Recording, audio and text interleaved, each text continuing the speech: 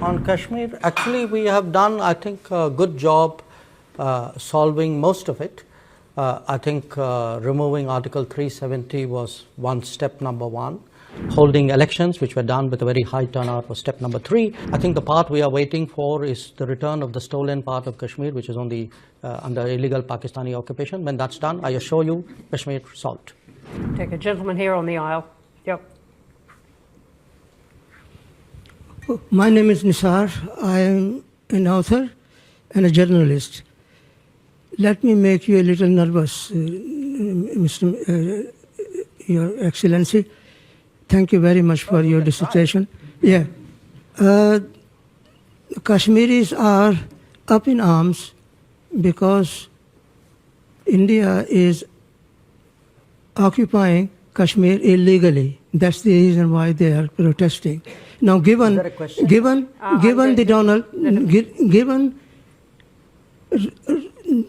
Mr.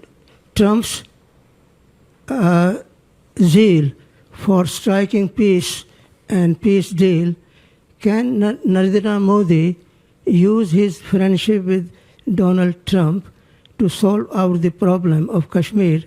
There are 1 million soldiers stationed in Kashmir to control 7 million Kashmiris. So what are you going to do about the Kashmir problem? Okay, you haven't spoken about. Can we just capture the question there? Thank you. Look, on Kashmir, actually we have done, I think, a good job solving most of it.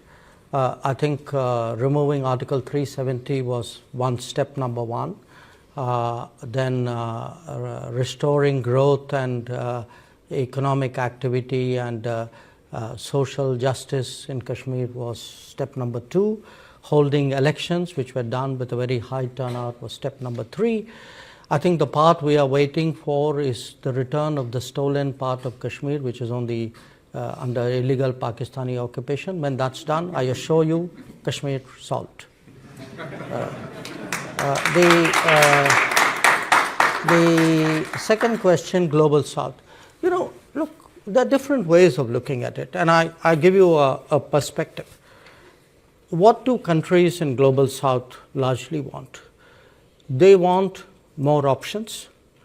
They want more experiences to compare, relatable experiences. They would like to get into relationships which actually help them build their society on a sustainable basis. So forget India, China for a moment. I think what is happening and is that much of the Global South in the previous decades had very limited options. You know, they either had Western options, they had multilateral development banks which were in a way associated with it. Within the Western options, they had maybe some subsets out there. Then at some point they had Soviet/Russian options. Then you had a set of China options. Now today, if there are Indian options, I would argue that actually it's better for the Global South. It's not worse, because they now have many more possibilities to choose from. They will be in a position to evaluate which of these options and which of these relationships somewhere fit into their growth aspirations. And I can certainly say, you know, where India is concerned, we have today projects in almost 80 countries of the Global South. We have delivered actually about 600 significant projects in the last many years. And I do think that by doing so, I mean, obviously the partner country is benefited, but it also strengthens the hands of the partner country in dealing with other relationships. So I would not put this negatively at all.